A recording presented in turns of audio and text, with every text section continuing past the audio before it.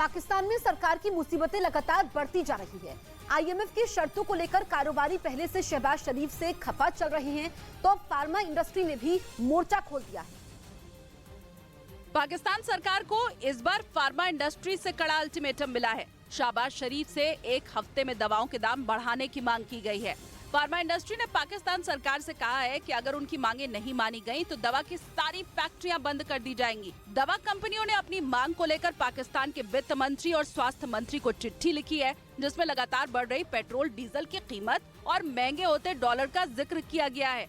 साथ ही साफ तौर पर कहा गया है कि अगर उनकी मांगे नहीं मानी गई तो देश में दवाओं की किल्लत हो सकती है। दवा कंपनियों ने सेंट्रल बैंक ऑफ पाकिस्तान से 15 दिनों में लेटर ऑफ क्रेडिट जारी करने की भी मांग की गई है, और अगर ऐसा नहीं होता है तो दवा कंपनियां कच्चा माल नहीं उठा पाएंगी और फिर पाकिस्तान में दवा संकट भी शुरू हो सकता है।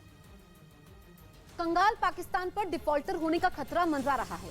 अगर ऐसा होता है तो पाकिस्तान में लोगों की चुनौतियां और बढ़ जाएंगी। पाकिस्तान के डिफॉल्टर होने पर पाकिस्तानी रुपयों की ताकत खत्म हो जाएगी। लोगों के पास पैसा तो होगा लेकिन कुछ खरीद नहीं पाएंगे। अगर पाकिस्तान डिफॉल्टर हो गया तो महंगाई और बेरोजगारी 7वें आसमान पर होगी। देश में प्रोडक्शन नहीं होने की सूरत में अर्थव्यवस्था पर बुरा असर पड़ेगा। डिफॉल्टर होने पर पाकिस्तान को अपना चालू खाता जीरो पर रखना होगा।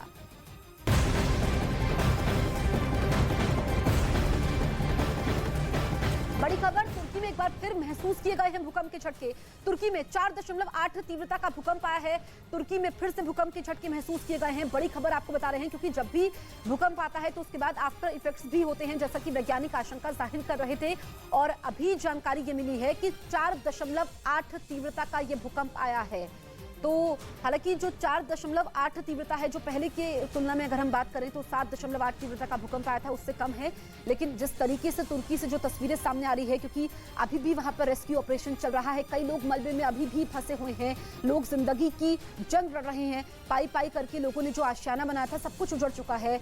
और ऐसे में अब ये फिर से भूकंप आना, ये लोगों की परेशानी को ज्यादा बढ़ा रहा है। आज सुबह ये झटके महसूस किए गए हैं क्योंकि लोग पहले से ही परेशान हैं, डरे हुए हैं, कुछ लोग अपनों को ढूंढ रहे हैं और फिर से ये झटके महसूस किए गए हैं।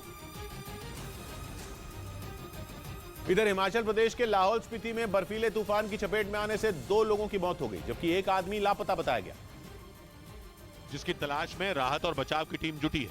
बताया गया कि लाहौल में चीका के पास एक दिन पहले बर्फीला तूफान आया, जिसकी चपेट में वहां काम कर रहे बॉर्डर रोड्स ऑर्गेनाइजेशन के 3 दिहाड़ी मजदूर आ गए, जिनमें 2 मजदूरों के शव राहत और बचाव टीम ने बरामद कर लिए, जबकि एक का कुछ पता नहीं चल सका।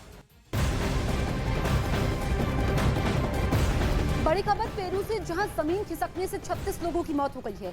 लगातार हो रही बारिश। न्यूज़ 18 इंडिया की web series FIR number 208 streaming now.